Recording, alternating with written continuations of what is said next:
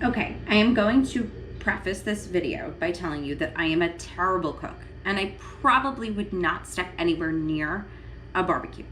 But in the spirit of summer, I'm going to tell you all about safe barbecuing tips.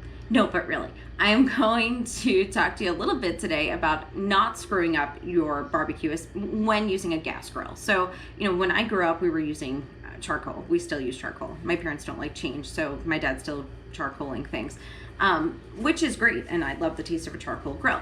But as propane becomes more popular and there are different varieties and options, we need to talk a little bit about that and how to use your propane grill safely. So gas provides a lot of flexibility when it comes to preparing your vegetables or your meats and your fish and your fruits even.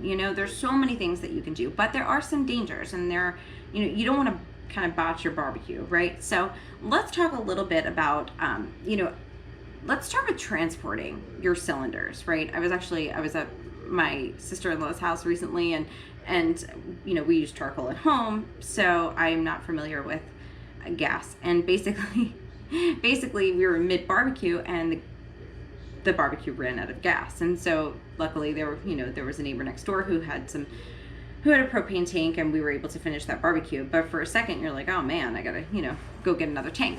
But here's the thing, you have to transport those tanks safely. And what do I mean by that? When you pick up your tank, you want to place it in your vehicle securely, right? You don't want it flopping around.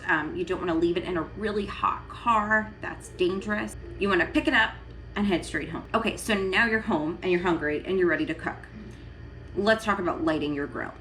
Now, the great thing about propane is that it heats up pretty quickly. So as opposed to the days of, let's put the charcoal in the grill and wait for it to get hot and you have to wait 15-20 minutes or whatever, what felt like an eternity when you're hungry, this is a little different. So you don't have that wait anymore. But when you're lighting your grill, first, be sure to follow your manufacturer's instructions. Second, make sure your grill is in a safe place.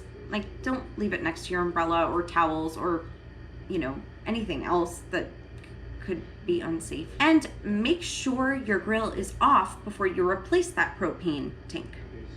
Make sure the connection is tight on the tank. Check it for leaks. You don't want any gas leaks. And one way to check for leaks is to actually, you can run soapy water in it to check it out. You slowly open the cylinder valve and then you look for bubbles, which would indicate that there would be a leak. Now, if your flame goes out, you turn off the gas and then you check your manual. If you don't have your manual, at least give it 15 minutes before you decide to turn it back on. And when you're cooking, as with anything, make sure you're near your grill. Don't just grill your stuff and jump in the pool and leave it. Okay, so now you've had a delicious meal, you've grilled all the things you need to grill, and you are ready to shut it off, and you want to store your propane tank somewhere. Now, some people will leave it in their grill, and that's fine. But if you have extras or you need to store them, there are some things you need to think about. Don't put your tanks inside of anything. Don't put them in your house. Don't put them in your basement. Don't put them in your garage.